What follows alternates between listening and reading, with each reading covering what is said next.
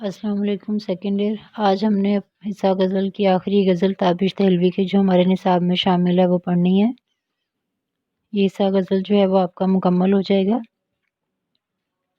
سکون درکار ہے لیکن سکون حاصل نہیں ہوتا، ذرا جو دل کو ٹھہرا دے وہ درد دل نہیں ہوتا۔ یعنی شاعر جو ہے وہ تابش دہلوی وہ بتا رہے ہیں کہ اس دنیا میں کوئی شخص ایسا نہیں ملے گا جو یہ کہے کہ اسے کوئی پریشانی نہیں، اسے ہر طرح کا سکون اور اطمینان حاصل ہے۔ ہر شخص پریشانیوں سے چھٹکارا چاہتا ہے، پرسکون رہنا چاہتا ہے۔ اس مقصد کے لیے وہ مختلف طریقے اختیار کرتا ہے لیکن کوئی فائدہ نہیں ہوتا۔ جس قدر وہ پریشانیوں سے نجات حاصل کرنا چاہتا ہے اتنا ہی پریشانیوں میں گھرتا چلا جاتا ہے، اور حساس لوگ جو ہیں وہ اس صورتحال کو زیادہ شدت سے محسوس کرتے ہیں۔ یعنی شاعر کے نزدیک درد دل دکھی انسانیت کی خدمت اور ان کے دکھوں کا مداوع کرنا ہے۔ تو جن لوگوں کے دلوں میں انسانیت جو ہے وہ انسانیت کے لیے ہمدردی ہوتی ہے، انہیں خلق خدا کو آرام پہنچا کر یقیناً روحانی سکون نصیب ہوتا ہے۔ جہاں تک شاعر کا تعلق ہے وہ یہ کہنا چاہتا ہے کہ جس قدر خدمت انسانی کا جذبہ میرے دل میں ہونا چاہیے وہ نہیں ہے، اسی لیے مجھے حقیقی سکون جو ہے میسر نہیں ہے۔ کبھی ہر جلوہ صدرنگ حاصل تھا نگاہوں کو، اب اشک خون بھی چشم شوق کو حاصل نہیں ہوتا۔ جلوہ صدرنگ یعنی رنگ برنگے سو طرح کے جلوے حسین مناظر، اشک خون آنکھوں سے ٹپکنے والا آنسو جس میں خون بھی شامل ہو، چشم شوق شوق بھری نگاہیں۔ یعنی یہاں پر شاعر بتا رہے ہیں کہ دنیا میں وقت گزارنے کے ساتھ ساتھ انسانوں کے خیالات اور احساسات تبدیل ہوتے رہتے ہیں۔ انسان روح پرور مناظر سے خوشی اور المناک واقعات سے غم جو ہے وہ اخذ کرتا ہے، پھر تبدیلی کے اصول کے پیش نظر اس کا مزاج کچھ اس طرح کا ہو جاتا ہے کہ اسے راحت محسوس نہیں ہوتی اور پریشانی کے موقع پر اسے غم کا احساس نہیں ہوتا۔ یہ تبدیلی جو انسان کی طبیعت میں واقع ہوتی ہے، اس کا سبب انسانی زندگی میں پیش آنے والے ہر طرح کے واقعات ہوتے ہیں۔ یہ تب ہوتا ہے جب انسان جذبات کے مقابلے میں حقیقت کی نظر سے حالات و واقعات کا مشاہدہ کرتا ہے۔ جہاں تک دکھ درد برداشت کرنے کا تعلق ہے، انسان آنسو بہا کر دل کا بوجھ ہلکا کر لیتا ہے، لیکن شاعر یہ کہتے ہیں کہ اب غموں کی انتہائی صورتوں میں بھی آنکھوں سے آنسو نہیں بہتے، ورنہ اسے کب پہلے جو تھا وہ آنکھوں سے اشک خون بھی بہہ جایا کرتے تھے۔ یعنی اتنی شدت غموں کی ہوتی تھی۔ ہر اکار تمنا پر یہ مجبوری یہ مختاری، مجھے آسان نہیں ہوتا تجھے مشکل نہیں ہوتا۔ کار تمنا وہ کام جس کے کرنے یا ہونے کی خواہش دل میں ہو۔ یہاں پر جو ہے وہ شاعر نے جو ہے وہ کہا کہ اللہ تعالیٰ نے انسان کو خواہشات سے بھرا ہوا دل جو ہے وہ عطا کیا ہے، جیسے غالب نے کہا تھا کہ ہزاروں خواہشیں ایسی کہ ہر خواہش پہ دم نکلے، بہت نکلے میرے ارماں لیکن پھر بھی کم نکلے۔ یعنی خواہشات اور تمناؤں کا پورا ہونا جو ہے وہ اللہ تعالیٰ کی رضا پر موقوف ہے، کیونکہ ہم اپنے ارادوں میں صرف اسی صورت میں کامیاب ہو سکتے ہیں جب خدا کو بھی یہی منظور ہو۔ چنانچہ ارادوں اور تمناؤں کو پورا کرنے یا نہ کرنے کا اختیار اللہ کے پاس ہے۔ انسان مجبور ہے، وہ کوشش کی حد تک مختار ہے، اس کے بعد کامیابی یا ناکامی جو ہے وہ اللہ کی جانب سے ہوتی ہے۔ ہم اپنے معاملات میں آسانیاں پیدا کرنے سے قاصر ہو جاتے ہیں، یہ ہماری مجبوری ہے، جبکہ اللہ تعالیٰ کے لیے کوئی بھی کام مشکل نہیں ہوتا۔ وہ جب کسی کام کا ارادہ کر لیتا ہے تو اسے کہتا ہے کہ ہو جا، اور وہ کام ہو جاتا ہے۔ یعنی اس دنیا میں انسان اپنے معاملات کے نتائج اپنی مرضی کے مطابق جو ہے وہ حاصل نہیں کر سکتا، یعنی جب تک اللہ جو ہے وہ ایسا کرنا نہ چاہے۔ تو یہی بات جو ہے وہ شاعر نے کہی کہ ہر کام جو جس کے کرنے کی خواہش جو ہے وہ دل میں ہوتی ہے، اس کے بارے میں ہم بے بس اور مجبور ہیں، جب تک خدا نہیں چاہتا ہمارے لیے وہ مشکل آسان نہیں ہوتی۔ ہمیں ہنگامہ آ رہا تھے مگر ہم جب سے ڈوبے ہیں، کہیں طوفان نہیں اٹھتا کہیں ساحل نہیں ہوتا۔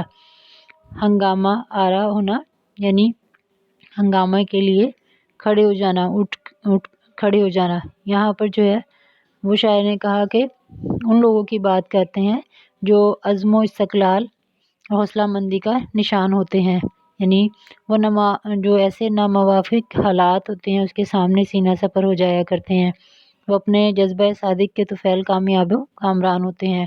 ہر طرح کی مشکلات ان کے سامنے دم توڑ دیتی ہیں۔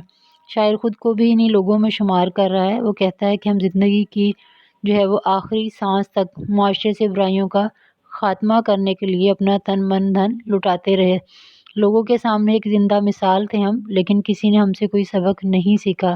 لوگ اپنی صلاحیتوں کو شک و شبہ کی نگاہ سے دیکھتے رہے۔ ان میں برائی کے خلاف نبرد آزما ہونے کا وہ جذبہ اور جوش و خروش پیدا نہ ہو سکا جو وقت کی اہم ضرورت تھی۔ تو یہی جو تھا وہ ہمارے بعد لوگوں جو تھے ان کے رویے بدل گئے، لیکن نہ کسی کے دل میں جوش و جذبے کا طوفان ہی دیکھنے میں آیا، اور نہ معاشرے سے برائیوں کا خاتمہ جو تھا وہ کرنا ممکن ہوا۔ یعنی اب وہ طوفان نہیں اٹھتا، لوگوں کے اندر وہ جوش اور جذبہ جو ہے وہ نہیں نظر آتا جو ہمارے اندر تھا۔ یعنی جب سے ہم گئے یہ دنیا ہی بدل گئی۔ تماشا سوز ہے ہر جلوہ انداز یکتائی، تم ہی تم ہو کوئی پردہ بھی اب حائل نہیں ہوتا۔ تماشا سوز جو ہے یہاں پر شاعر نے کہا کہ ہر قسم کے نظارے کو ختم کر دینے والا، جلوہ انداز یکتائی یعنی کائنات کا ہر وہ نظارہ جس سے اللہ تعالیٰ کی توحید اور اس کی معرفت جو ہے وہ حاصل ہو۔ یعنی یہ کائنات اور اللہ تعالیٰ نے جو کچھ اس میں پیدا فرمایا ہے وہ ایک پردے کی حیثیت رکھتا ہے۔ اگر اس پردے کو ہٹا دیا جائے تو ہر طرف اللہ ہی کا جلوہ نظر آئے گا۔ یعنی یہاں پر جو ہے جس طرح خواجہ میر درد نے کہا تھا، جگ میں آ کر ادھر ادھر دیکھا تو ہی آیا نظر جدھر دیکھا۔ یعنی کائنات میں اللہ تعالیٰ کے جلوے مظاہر فطرت کی شکل میں بکھرے ہوئے ہیں۔ حقیقت کی نگاہ سے دیکھا جائے تو یہ تمام جلوے ختم ہو کر رہ جاتے ہیں اور پوری کائنات میں ایک ہی ذات یعنی خداوند کی ذات جو ہے وہ نظر آنے لگتی ہے۔ ہم آنکھوں کے نور سے وہ کچھ نہیں دیکھ سکتے جو دل کا نور ہمیں دکھا سکتا ہے۔ کائنات کے تمام جلوے ایک جلوے میں سمٹ آتے ہیں۔ کائنات کے ذرے ذرے میں نور الہی جھلکتا ہے اور اللہ تعالیٰ کے جلوے کے آگے کائنات کا ہر جلوہ بے معنی ہو کر رہ جاتا ہے۔ رہا ایک ایک قدم پر پاس آداب طلب ورنہ وہاں ہم تھے جہاں پانا تیرا مشکل نہیں ہوتا۔ یہاں پر جو ہے وہ اس شعر میں آداب طلب سے مراد جو ہے وہ آداب عشق ہیں کہ ایک سچا عاشق جو ہوتا ہے وہ اس کے لیے ضروری ہوتا ہے، لازمی ہوتا ہے کہ وہ ان آداب کو جو ہے وہ ملحوظ خاطر رکھے۔ تو اقبال نے جیسے کہا تھا کہ ادب پہلا کرینہ ہے محبت کے کرینوں میں، تو شاعر بھی کہتے ہیں کہ ہم نے محبت کے معاملے میں قدم قدم پر احتیاط سے کام لیا، عشق کے تمام تر تقاضوں کا پاس کیا، اپنے جذبات اور احساسات کو بڑھنے نہیں دیا۔ ہم سمجھتے ہیں کہ ہمیں یہی کچھ کرنا چاہیے تھا۔ محبوب کی محبت حاصل کرنے کا جو ہے وہ یہ طریقہ ہرگز نہیں کہ اس کی عزت نفس کو مجروح کیا جائے یا کوئی ایسا کام کیا جائے جو محبوب کی بدنامی اور رسوائی کا سبب بن جائے۔ شاعر اپنی پسندیدہ شخصیت یعنی محبوب سے کہتا ہے کہ ہم بآسانی تیرا قرب حاصل کر سکتے ہیں، لیکن کیا کریں کہ یہ آداب عشق کے ہاتھوں جو ہے وہ مجبور ہو گئے۔ ازل سے اپنا مقصود طلب ہے کون اے تابش کہ پائے جستجوئے شرمندہ منزل نہیں ہوتا۔ مقصود طلب یعنی جسے پانے کی خواہش ہو، شرمندہ منزل پر پہنچنے والا ازل یعنی جب سے دنیا بنی ہے کہ اللہ تعالیٰ نے انسانوں کو ایک وقت معین کے لیے دنیا میں بھیجا ہے۔ اس دنیا میں رہتے ہوئے انسان خدا کے حکم کے مطابق اس کی معرفت یا اس تک رسائی حاصل کرنے میں لگا ہوا ہے۔ اس کی تمام عمر اسی جستجو کی نظر ہو جاتی ہے، لیکن خدا کی معرفت کا حق ادا کرنا انسان کے بس میں نہیں ہوتا۔ یہ انسان کی کمزوری ہے کہ وہ کسی بھی چیز کے بارے میں جاننے کے لیے اپنے حواس سے مدد لیتا ہے جنہیں علم کا ذریعہ بنایا گیا، لیکن یہ مادے کا علم ہے جسے ہم اپنے حواس کے ذریعے حاصل کر سکتے ہیں۔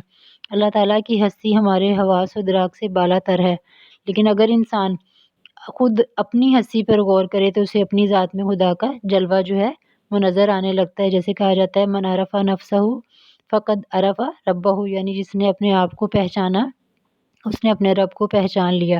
تو شاعر نے مقصود طلب کے جو ترکیب استعمال کی ہے وہ اللہ تعالیٰ کی ذات کے لیے استعمال کی ہے کہ اس کے نزدیک اللہ تعالیٰ کی ذات تک رسائی جو ہے وہ انسان کے لیے اس وقت تک ممکن نہیں جب تک وہ ان طریقوں پر عمل نہ کرے جو بندے کو خدا سے ملانے والے ہیں۔